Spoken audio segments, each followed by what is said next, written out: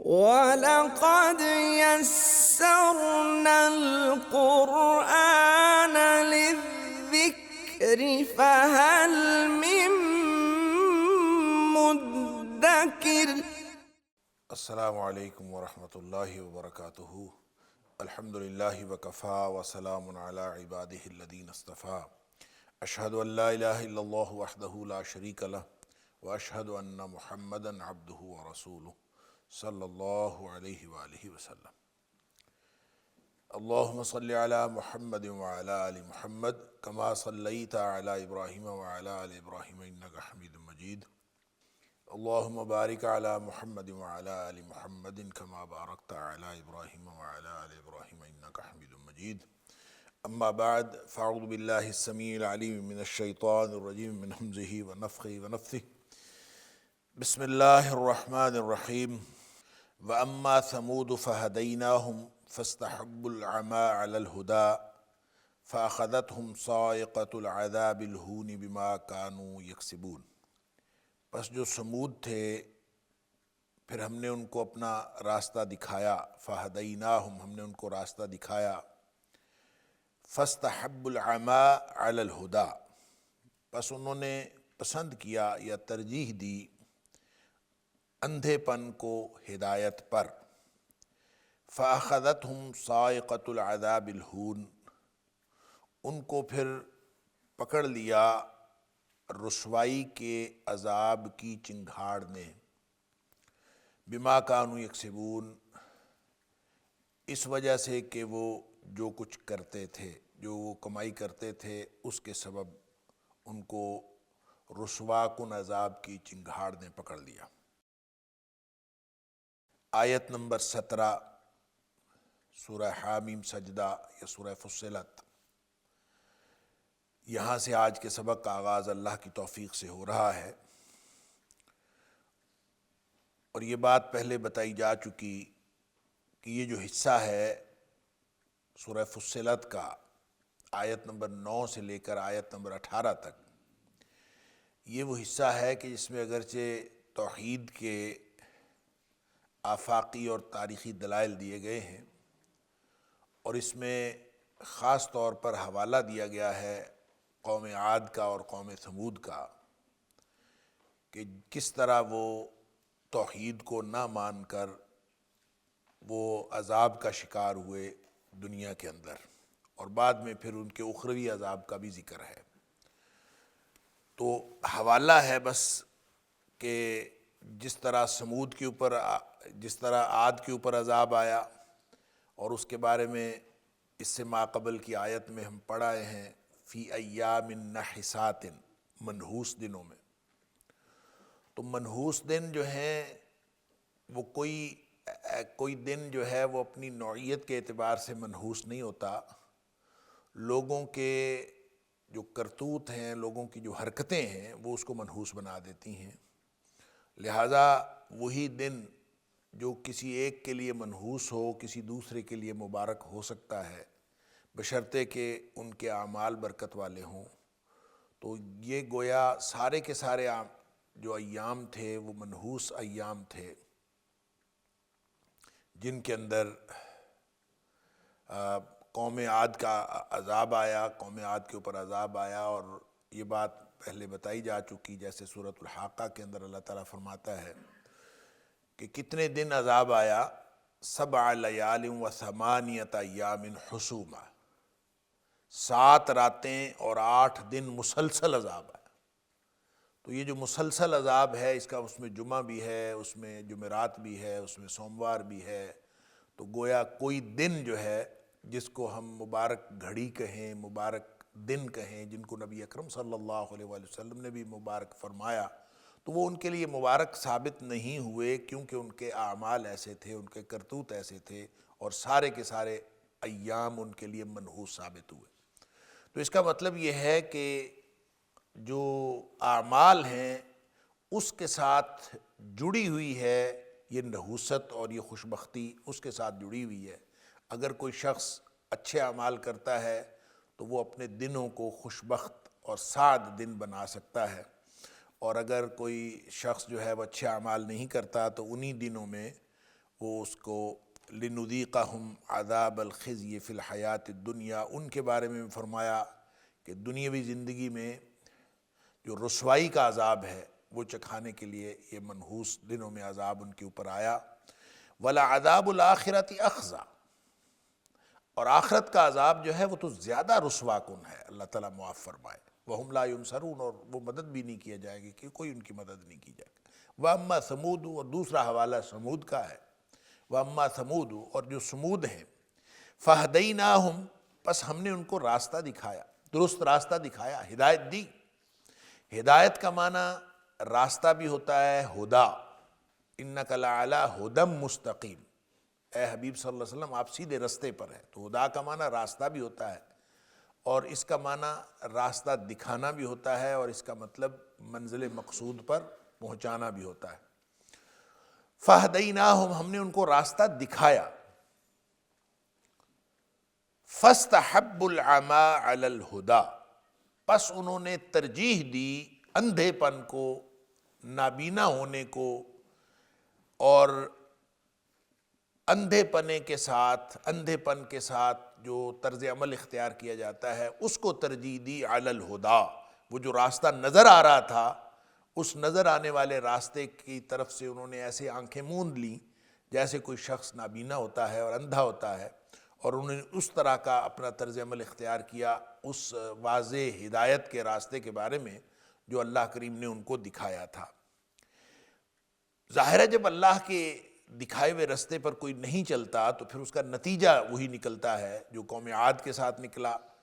فَأَخَذَتْهُمْ صَاعِقَةُ الْعَذَابِ الْهُونِ، تو قوم سمود کے بارے میں اللہ تعالیٰ فرماتا ہے کہ ان کو پکڑ لیا صاعقہ نے۔ صاعقہ کا مطلب تند و تیز چیخ کو بھی کہتے ہیں، چنگھاڑ کو۔ اور سمود کے بارے میں ہی قرآن نے یہ بھی فرمایا کہ ان کے اوپر رجفہ آیا تھا۔ رجفہ کا مطلب ہے زلزلہ، شدید بھونچال، تو شدید بھونچال بھی آیا۔ لگتا یوں ہے کہ صاعقہ بھی اور رجفہ بھی دونوں کا مکسچر تھا وہ عذاب جو قوم سمود کے اوپر آیا۔ تو اس طرح ایک انتہائی خوفناک چنگھاڑ ان کے اوپر آئی، اور اس کے ساتھ ہی جو ہے وہ زمین ہلی اور زلزلہ آیا، اور ان کے کلیجے پھٹ گئے، اور اس طرح وہ جو ہے مر مٹ گئے۔ تو وہ رسوا کن بھی تھا عذاب اور چنگھاڑ تھا۔ صاعقۃ العذاب الہون، رسوا کن عذاب کی چنگھاڑ نے ان کو آن پکڑا، بما کانوا یکسبون، اس وجہ سے جو وہ کمائی کرتے تھے یا جو وہ اعمال کر رہے تھے، کسب کر رہے تھے۔ تو اس کا مطلب یہ ہے کہ ان کو بھی جو رسوا کن عذاب آیا اس کی وجہ بھی ان کے اپنے اعمال ہیں، اور رسوائی ان کے اپنے اعمال کی وجہ سے ہوئی۔ تو گویا کسی چیز کی فضیلت، خوبی، خوشبختی، نحوست، یہ ساری چیزیں ریلیٹیو ہیں، یہ اضافی ہیں۔ اس کا تعلق جو ہے وہ انسان کے اعمال کے ساتھ ہے، کسی چیز کی نوعیت کے ساتھ نہیں ہے۔ کوئی جگہ، کوئی مقام کسی کے لیے نحوست والا مقام بن سکتا ہے اس کے اعمال کی وجہ سے، کوئی جگہ جو ہے وہ مبارک بن سکتی ہے کسی کے اعمال کی وجہ سے۔ یہ ان خوشخبریوں کے علاوہ ہے جو خوشخبریاں اللہ کے رسول صلی اللہ علیہ وسلم نے مختلف مقامات کے بارے میں اور مختلف اوقات کے بارے میں جو عطا فرمائی ہیں، یہ ان کے علاوہ ہے کہ جو بھی شخص جو بھی عمل کرے گا تو اس کے لیے وہ دن اور وہ مقام جو ہے مبارک ہو سکتا ہے۔ لیکن وہ مبارک گھڑیاں جو اللہ کے رسول صلی اللہ علیہ وسلم کے فرمان کے مطابق مبارک ہیں، گھڑیاں بھی مبارک ہیں، وہ دن بھی مبارک ہے، اور وہ جگہ بھی مبارک ہے، لیکن وہ کسی کے اعمال کی نحوست کی وجہ سے اس کی برکت ختم ہو جاتی۔ اور یہ صرف اور صرف کسی کے انفرادی اعمال کی بات نہیں ہے، اجتماعی طور پر بھی ایسا ہی ہے۔ جیسا نبی اکرم صلی اللہ علیہ وسلم نے جو باہمی بیع و شراء کے بارے میں فرمایا کہ جب دو شراکت دار جو ہیں وہ آپس میں ایک دوسرے کے ساتھ خیر خواہی کرتے ہیں تو اللہ تعالیٰ ان کی شراکت کے اندر برکت ڈال دیتا ہے، اور اگر دونوں میں سے کوئی ایک یا دونوں بدنیت ہو جائیں، یعنی نیت خراب ہو گئی، تو نبی اکرم صلی اللہ علیہ وسلم نے فرمایا محقت لہما برکت بیعہما۔ اچھا کام وہی ہے، کاروبار وہی چل رہا ہے، ڈیلنگ وہی چل رہی ہے، ساری نوعیت اس کی وہی ہے، لیکن اس کی بدنیتی کی وجہ سے اس کی برکت جو ہے وہ وہاں سے اٹھا لی جاتی ہے۔ محقت لہما برکت بیہما، ان کی اس ڈیل کی، اس کنسائنمنٹ کی جو ساری برکت ہے وہ اٹھا لی جاتی، ختم ہو جاتی، مٹ جاتی۔ اللہ اکبر۔ تو یہ جو رسوائی ہے جو قوم ثمود کو سامنا کرنا پڑی یا قوم عاد کو سامنا کرنا پڑی، اور اللہ تعالیٰ فرماتا ہے کہ آخرت کا عذاب جو ہے وہ زیادہ رسوا کن ہے، تو یہ ساری کی ساری اس کے اعمال کے ساتھ منسلک ہے۔ اگر وہ اعمال اچھے کرتے تو یہ رسوائی نہ ہوتی، اور یہ رسوائی اور یہ ذلت جو دنیا میں بھی ان کو ملی اور آخرت میں بھی ان کو ملے گی، یہ ان کے اعمال کی وجہ سے ہے اور اعمال کے ساتھ منسلک۔ وَنَجَّيْنَا الَّذِينَ آمَنُوا وَكَانُوا يَتَّقُونَ، اور ہم نے نجات دے دی ان لوگوں کو جو ایمان لائے، وَكَانُوا، اور تھے، يَتَّقُونَ، تقوی کی بنیاد پر زندگی گزارتے، جو زندگی گزار رہے تھے تقوی کی بنیاد پر، ان کو ہم نے بچا لیا، ان کو ہم نے نجات دے دی۔ اور تقوی کی بنیاد پر زندگی گزارنا کیا ہوتا ہے، بہت دفعہ بڑی تفصیل اس کے بارے میں بیان ہو چکی، اور تقوی ایک ترجیحی نقطہ ہے زندگی گزارنے کا، ایک موڈ ہے، ایک موڈیول ہے، ایک منہج ہے زندگی گزارنے کا، اور وہ کیا ہے کہ ہر لمحہ اس بات کا احساس رکھنا کہ کہیں میرا اللہ ناراض نہ ہو جائے، کوئی چھوٹے سے چھوٹا کام مجھ سے سرزد نہ ہو جائے جو اللہ کی ناراضگی کا باعث بن سکتا ہے، اور کوئی چھوٹے سے چھوٹا کام ہونے سے رہ نہ جائے جو اللہ کی خوشنودی کا باعث بن سکتا ہے۔ جو اس ترجیحی احساس کے ساتھ، اس ترجیحی نقطے پر جو شخص زندگی گزارتا ہے وہ متقی ہے، اور یہ تقوی والی زندگی، وَكَانُوا يَتَّقُونَ، اور زندگی اللہ کی رضامندی کے ساتھ، اللہ کی ناراضگی سے بچتے ہوئے اور اللہ کی رضامندی اور خوشنودی حاصل کرتے ہوئے گزارتے تھے۔ وَلَقَدْ يَسَّرْنَا الْقُرْآنَ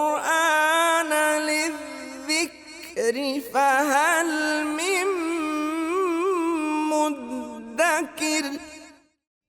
وَلَقَدْ يَسَّرْنَا الْقُرْآنَ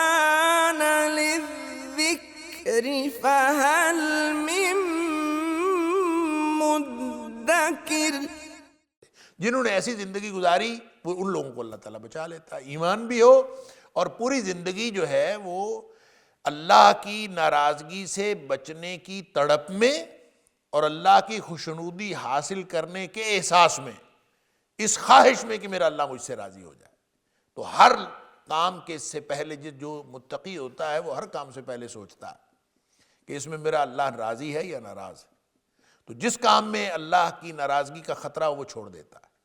اور جس میں اللہ کی رضامندی کا امکان ہو اس کو لازمی کرتا ہے۔ بس یہ ہے زندگی۔ تو جو لوگ اس طرح کی زندگی گزارتے ہیں، اللہ فرماتا ہے وَنَجَّيْنَا الَّذِينَ آمَنُوا وَكَانُوا يَتَّقُونَ، ایسے لوگوں کو ہم نے نجات دے دی۔ اس کا مطلب یہ ہے کہ عین عذاب کے ماحول میں، عین اس نحوست کے ماحول میں، عین اس رسوائی کے ماحول میں جب ایمان والے موجود ہوتے ہیں اور تقوی والے موجود ہوتے ہیں تو ان کو نہ وہ نحوست نقصان دیتی ہے، نہ وہ رسوائی نقصان دیتی ہے، نہ وہ عذاب نقصان دیتا ہے، بلکہ اللہ تعالیٰ اس ماحول کے اندر رہتے ہوئے بھی ان کو بچا لیتا ہے، ان کو ہمیشہ نجات دیتا ہے، اور یہ قانون ہے اللہ کا۔ تو یہ دنیا کی زندگی سے لے کر اخروی زندگی تک جو اہل ایمان ہیں اور اہل تقوی ہیں، ان کو اللہ تعالیٰ ہر ماحول کی خرابی سے اور ہر ماحول کی نحوست سے، ہر ماحول کی رسوائی سے، ہر ماحول کے عذاب سے اللہ تعالیٰ ان کو محفوظ رکھتا ہے۔ یہ اللہ کا وعدہ ہے اہل ایمان کے ساتھ۔ اللہ اکبر۔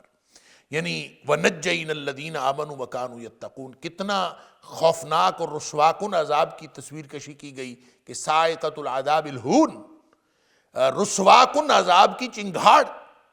اور وہ جو پڑی، اس کا مطلب ہے چنگھاڑ تو پڑی تھی، جہاں اہل ایمان تھے، جہاں اہل کفر تھے، ان کے اندر اہل ایمان بھی تھے، چنگھاڑ تو پڑی تھی، زلزلہ تو آیا تھا، بھونچال تو آیا تھا، اور کلیجے پھٹے تھے، حالات خراب ہوئے تھے، لیکن ان لوگوں کے حالات خراب نہیں ہوئے جو لوگ جن کے دلوں میں ایمان تھا اور تقوی کی زندگی گزار رہے تھے، ان کو اللہ تعالیٰ نے بچا لیا۔ یہ اللہ کا قانون ہے۔ اللہ۔ اور اخروی زندگی میں بھی میں بار بار یہ حوالہ دیتا ہوں کہ اللہ کریم نے جیسے سورہ عبس کے اندر فرمایا کہ جو قیامت کا ماحول ہے، اللہ اکبر، کہ یوم یفر المرء من اخیہ وامہ وابیہ وصاحبتہ وبنیہ لکل امرئ منہم یومئذ شأن یغنیہ، یعنی انتہائی جو خوفناک حالات ہوں گے، کوئی باپ بیٹے کو نہیں پہچانے گا، سارے رشتے ختم ہو جائیں گے، اس خوفناک ماحول کے اندر فرمایا وجوہ یومئذ مسفرہ، کچھ چہرے چمک رہے ہوں گے، سبحان اللہ، اور صرف چمک نہیں رہے ہوں گے کہ ایسے چمک دمک ہے جی، کچھ چہروں پر چمک ہے، کچھ چہروں پر چمک نہیں، صرف ایسا نہیں ہے، اللہ ضاحکۃ مستبشرہ، وہ ہنس رہے ہوں گے اور خوش ہوں گے، اللہ اکبر، عذاب رہا ہے اور لوگوں کو رشتے بھولے ہوئے ہیں، لوگوں کے حالات خراب ہیں، اور اللہ فرماتا ہے کہ کچھ لوگ جو ہیں ان کے چہرے چمک رہے ہوں گے اور وہ ہنس رہے ہوں گے اور وہ خوش ہوں گے۔ اس کا مطلب یہ ہوا، یہ بھی جو اللہ کریم نے فرمایا وَنَجَّيْنَا الَّذِينَ آمَنُوا وَكَانُوا يَتَّقُونَ، دنیا میں رسوا کن عذاب آئے، کوئی چنگھاڑ والا عذاب آئے، کوئی زلزلے بھونچال والا عذاب آئے، تو اللہ تعالیٰ اہل ایمان کی اور اہل تقوی کی حفاظت فرماتا ہے، اور جب اگلے مراحل ہیں تو ان میں بھی انشاءاللہ اللہ تعالیٰ اہل ایمان کی حفاظت فرمائے گا۔ تو گویا ہر اعتبار سے جہاں بھی شرط یہ ہے الذین آمنوا وکانوا یتقون، یہ شرط، جو اس شرط پر پورا اترتے ہیں، اس طرز زندگی کو اختیار کرتے ہیں اور اختیاری طور پر، شعوری طور پر اس کو اختیار کرتے ہیں کہ میں نے اپنے اللہ کو ناراض نہیں کرنا، کوشش یہی کرتے ہیں، غلطی ان سے بھی ہو جاتی ہے، غلطی ہونا اور بات ہے، کل بنی آدم خطاء وخیر الخطائین التوابون، بہترین جو خطا کار ہیں وہ واپس آ جانے والے ہیں۔ گویا غلطیاں ہو جاتی ہیں لیکن وہ واپس اپنے اسی ٹریک پر رہتے ہیں، اور ٹریک کیا ہے؟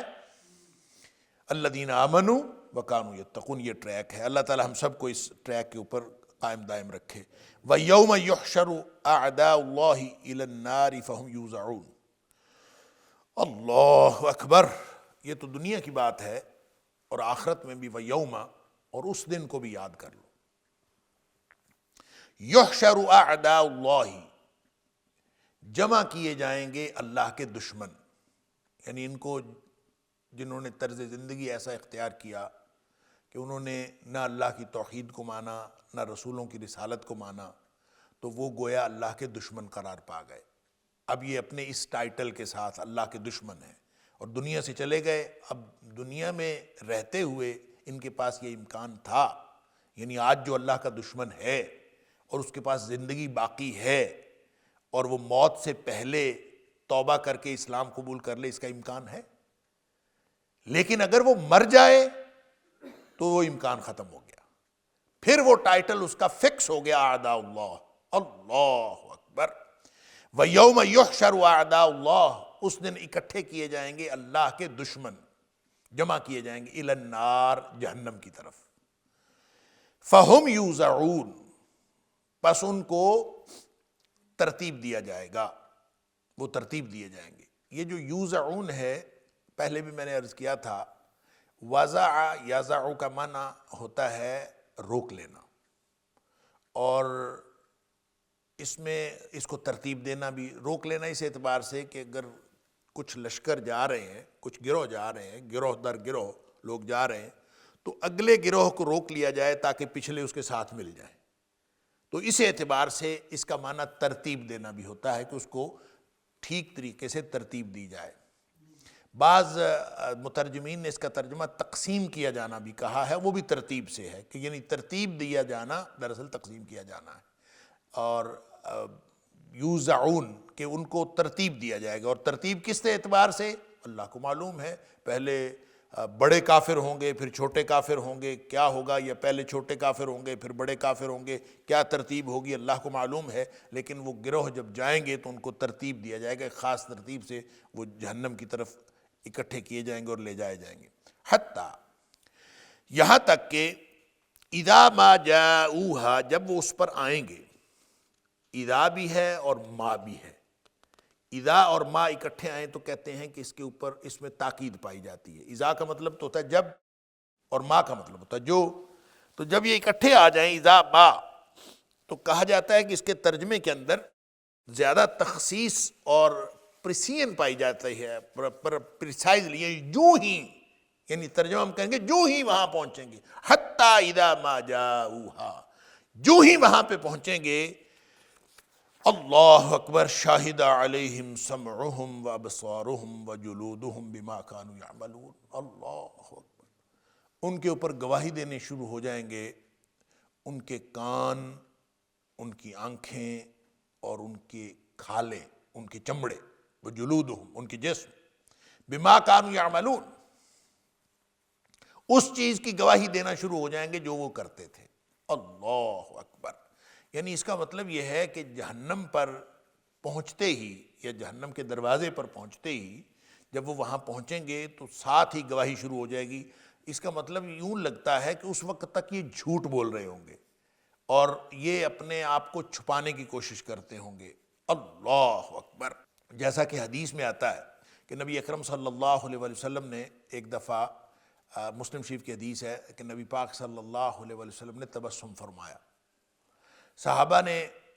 نبی اکرم صلی اللہ علیہ وسلم سے پوچھا کہ اللہ کے رسول صلی اللہ علیہ وسلم آپ کیوں ہنسے ہیں؟ آپ نے فرمایا میں اس بندے کی گفتگو سن کر جو اس نے اپنے رب کے ساتھ گفتگو کی ہے اس کو سن کر ہنسا ہوں. کیا گفتگو؟ کہ جب اللہ کے سامنے پیش کیے جائیں گے تو وہ اللہ سے کہے گا یا اللہ تو نے ہر طرح کے ظلم سے مجھے نجات نہیں دی؟ اللہ تعالیٰ فرمائے گا ہاں دی. تو پھر وہ کہے گا کہ میں آج کسی کی گواہی قبول نہیں کرتا سوائے میری اپنی گواہی کے، میں کسی اور کی گواہی قبول نہیں کرتا. یعنی اس کا خیال یہ ہے کہ یہ جو کتابیں تو نے لکھی ہوئی ہیں اور جو مجھے کہا جا رہا ہے اقرا کتابک کفا بنفسک اليوم علیک حسیبا، یہ جو تیرا کھاتا ہے یہ خود ہی پڑھ لو، یہ کھاتا تیرے اوپر گواہی کے طور پر، ایویڈنس کے طور پر کافی ہے. تو گویا وہ اس کا انکار کرے گا اور کہے گا کہ میں خود اپنے اوپر گواہی دے سکتا ہوں، میری گواہی جو ہے وہ کافی ہے. اس کا خیال یہ ہوگا کہ باقی گواہیوں کا سے میں اس طرح سے نجات حاصل کر سکتا ہوں، اس سے چھٹکارا حاصل کر سکتا ہوں کہ وہ کہے گا کہ میں اپنی گواہی دوں گا، اپنی گواہی. اللہ. جب وہ یہ کہے گا نا تو اس پر جو ہے اللہ تعالیٰ حکم دے گا اس کے اعضاء کو اور اس کے اعضاء بولنا شروع ہو جائیں. وَلَقَدْ يَسَّرْنَا الْقُرْآنَ لِلذِّكْرِ فَهَلْ مِن مُّدَّكِرٍ وَلَقَدْ يَسَّرْنَا الْقُرْآنَ لِلذِّكْرِ فَهَلْ مِن مُّدَّكِرٍ. اور وہ جو قرآن نے کہا سورہ یاسین کے اندر الیوم نختم علی افواہہم، کہ منہ کے اوپر مہر لگ جائے گی. منہ پہ مہر لگنے کا مطلب یوں ہی لگتا ہے کہ زبان سے انسان جو ہے وہ اپنی مرضی سے اول فول بکتا ہے. تو ہو سکتا ہے کہ یہ اس دن بھی کوئی نہ کوئی بہانہ بنائے گا، کوئی نہ کوئی بات کرے گا. جیسے قرآن نے مختلف اوقات میں جیسے کہا واللہ ربنا ما کننا مشرکین، یہ کہیں گے کہ اللہ ہم نے تو کبھی شرک کیا ہی نہیں تھا، انکار کریں گے. یا پھر کوئی بہانے بنائیں گے جیسے قرآن نے کہا لا تعتذروا اليوم، اللہ تعالیٰ فرماتا ہے آج بہانے نہ بناؤ، تمہارے بہانے دنیا میں چل سکتے تھے، آج کوئی بہانہ نہیں چلے گا. تو لگتا یہ ہے کہ یہ بہانے بنانے سے اور جھوٹ بولنے سے باز پھر بھی نہیں آئیں گے، تو اللہ تعالیٰ ان کے منہ کو سیل کر دے گا. الیوم نختم علی افواہہم وتکلمنا ایدیہم وتشہد ارجلہم بما کانوا یکسبون. پھر ان کے ہاتھ بولیں گے اور ان کے پاؤں گواہی دیں گے کہ وہ جو کچھ وہ کرتے رہے، ان کے سارے کاموں کی کرتوتوں کی گواہی ان کے ہاتھ اور ان کے پاؤں دیں گے. اللہ اکبر. اسی کی تشریح یہاں پہ ہے. اور صرف ہاتھ اور پاؤں گواہی دیں گے، سورہ نور کے اندر فرمایا زبانیں بھی گواہی دیں گی. یوم تشہد علیہم السنتہم، ان کے اوپر ان کی زبانیں بھی گواہی دیں گی. وَأَيْدِيهِمْ وَأَرْجُلُهُمْ بِمَا كَانُوا يَعْمَلُونَ، جو کچھ وہ کرتے رہے ان کی زبانیں بھی گواہی دیں گی، ان کے ہاتھ بھی گواہی دیں گے، ان کے پاؤں بھی گواہی دیں گے. بہرحال یہ جو گواہی ہے یہاں تو فرمایا سمعہم وابصارہم وجلودہم، ان کے کان یعنی سماعتیں، بصارتیں، اور ان کے جسم جلدیں. تو جلد کے اندر قوت لامسہ ہوتی ہے، قوت باصرہ اور قوت سامعہ کی بات ہوئی. 5 حواس ہیں مین، اور 5 میں سے 3 اللہ تعالیٰ نے یہاں پہ ذکر کر دیے. اور امام شوکانی علیہ الرحمہ فتح القدیر کے اندر کہتے ہیں کہ جو باقی دو حواس ہیں، قوت شامہ اور قوت ذائقہ، وہ بھی چونکہ جسم کے ساتھ منسلک ہے، جلد کے ساتھ منسلک ہے، اس لیے وہ بھی اس کے اندر شامل۔ تو گویا سارے کے سارے جو حواس ہیں انسان کے، وہ انسان کے خلاف گواہی دیں گے۔ اللہ اکبر! یعنی جو حواس انسان اس کو کام میں لاتا تھا اور جو انسان کی زندگی گزارنے کے ٹولز ہیں، وہ حواس خمسہ ہی ہیں۔ وہ کہتے ہیں کہ عقل جو ہے، وہ عقل تو حواس خمسہ کی دی ہوئی جو معلومات ہیں ان کی کلیکشن کرتی ہے عقل، اور اس کے بارے میں فتویٰ صادر کرتی ہے کہ یہ کیا چیز ہے یا اس کے بارے میں کیا کرنا ہے۔ یعنی عقل جو ہے وہ جہاں کہیں بھی وہ سر میں ہے یا دل میں ہے یا آرگن کون سا اس کے اندر کام کر رہا ہے یہ اللہ کو معلوم ہے، لیکن جو عقل ہے وہ حواس کی دی ہوئی معلومات کو اکٹھا کر کے وہ اس کے بارے میں کوئی نہ کوئی حکم صادر کرتی ہے کہ یہ ہے۔ مثلا آپ کسی چیز کو ہاتھ لگاتے ہیں تو وہ ہاتھ کے اندر یہ طاقت نہیں ہے کہ ہاتھ فیصلہ کرے کہ یہ گرم ہے۔ وہ جو معلومات ہیں لمس کی، وہ ساری عقل کی طرف جاتی ہیں، اور وہ جا کے پھر عقل جو ہے وہ فیصلہ کرتی ہے۔ اگر آپ نے دیکھنے میں کوئی چیز دیکھنے میں پتہ چلا کہ یہ آگ ہے، تو وہ لمس کے بغیر بھی قوت باصرہ سے عقل کو پتہ چل جاتا ہے۔ بعض اوقات لمس سے پتہ چل جاتا ہے، بعض اوقات صرف آواز سننے سے پتہ چل جاتا ہے۔ یہ جو مختلف چیزوں کو ہمیں پتہ چل جاتا ہے، یہ جو ہمارے ٹولز ہیں، ان ٹولز کی دی ہوئی معلومات جو ہیں وہ کسی جگہ پہ کلیکٹ ہو رہی ہیں، اکٹھی ہو رہی ہیں، اور وہ ساری کی ساری کنسولیڈیٹ ہو کے وہ ایک معلومات بنتی ہے۔ وگرنہ ایک ایک الگ الگ معلومات کو تو ہم کوئی علم کا نام نہیں دے سکتے، اور وہ جب یہ معلومات اکٹھی ہوتی ہیں تو پھر ہم اس کو علم کہتے ہیں، اور یہ کوئی ایک اس کے بارے میں کوئی فیصلہ کیا جاتا ہے کہ یہ کیا چیز ہے، یہ درست ہے، یہ غلط۔ لیکن یہ سارے ٹولز جس کو ساری زندگی انسان اپنے کام میں لاتا رہا اور اسی پر اعتماد کرتا رہا، یہ ٹولز اتنے شاندار، دیکھیں بعض اوقات آپ دیکھتے ہیں یہ دیوار ہے، اور یہ دیوار آپ دور سے ہی دیکھ کے ہاتھ لگائے بغیر آپ سمجھ جاتے ہیں کہ یہ ٹھوس ہے، اور یہاں پہ اگر ٹکر ماری جائے گی تو سر جو ہے وہ زخمی ہو سکتا ہے، تو یہ پتہ آدمی کو پتہ ہے کہ میں اس میں نہیں جا سکتا۔ بعض اوقات بالکل سیم ڈیزائن کا کپڑا لٹکا ہوتا ہے، لیکن وہ جب سیم ڈیزائن کا کپڑا لٹکا ہوتا ہے تو لمس کے بغیر انسان صرف اپنی قوت باصرہ کے ذریعے سے، وہ پیچھے جو اللہ نے انسان کو عقل عطا فرمائی ہے، شعور عطا فرمایا ہے، اس کے ذریعے سے فیصلہ کر لیتا ہے کہ یہ کپڑا ہے، یہ دیوار نہیں ہے۔ اس کپڑے کے اندر سے گزرا بھی جا سکتا ہے، اس کو ہٹایا بھی جا سکتا ہے، اس کو الگ بھی کیا جا سکتا ہے، اور اس کے ساتھ ٹکر مارنے سے سر زخمی بھی نہیں ہوتا، یہ انسان خود فیصلہ کر لیتا ہے۔ گویا انسان کی پوری زندگی جن 5 حواس کے اوپر مبنی تھی، مشتمل تھی، جس کے ذریعے سے انسان ساری زندگی اپنے ٹولز کے ذریعے سے اپنے آپ کو ایک یعنی باشعور زندگی گزارنے کے لیے انسان ایک بنیاد حاصل کرتا رہا جن چیزوں سے، وہ ساری کی ساری انسان کے ساتھ خلاف گواہی دے گی۔ 5 کے 5 حواس، اللہ اکبر! جو کچھ چھوا، جو کچھ دیکھا، جو کچھ سنا، ہر چیز نے انسان کے خلاف گواہی دینی ہے۔ سمعہم وابصارہم وجلودہم، اور اس کے بعد پھر وہ جو قوت شامہ ہے، سونگھنے کی اور چکھنے کی جو قوت ہے، وہ بھی ظاہر ہے انسان کے جسم کے ساتھ منسلک ہے۔ تو اس لیے امام شوکانی نے کہا کہ 5 کے 5 حواس جو ہے انسان کے خلاف گواہی دیں گے۔ اللہ تعالیٰ معاف فرمائے۔ حیران ہو جائے گا انسان، وقالوا لجلودہم لما شہدتم علینا، انسان کہے گا، وقالوا یہ کہیں گے، لجلودہم اپنے کھالوں سے، اپنی چمڑوں سے، اپنے جسموں سے کہیں گے، لما شہدتم علینا، اور تم نے ہمارے خلاف گواہی کیوں دی؟ یعنی تم تو ہمارے اپنے تھے۔ اور وہ جو حدیث میں نے عرض کیا، نبی اکرم صلی اللہ علیہ وسلم، مسلم شریف کی حدیث، نبی پاک صلی اللہ علیہ وسلم فرماتے ہیں کہ جب انسان کہے گا نا میں تو بس اپنی گواہی مانوں گا، تو اس کے پھر اعضاء بولنا شروع ہو جائیں گے، تو حیران ہو جائے گا انسان، اللہ اکبر! وہ کہے گا بعدا لکن، تمہارے لیے دوری ہو، سحقا، بعدا لکن و سحقا، دفع ہو جاؤ، دور ہو جاؤ۔ فَعَنْكُنَّ كُنْتُ أُنَاضِلُ،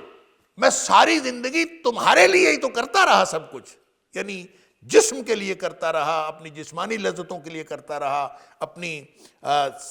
بصارتوں کی لذتوں کے لیے کرتا رہا، سماعتوں کی لذت کے لیے کرتا رہا، جو میں نے ساری زندگی جو کچھ کیا ہے وہ تمہارے لیے ہی تو کیا ہے۔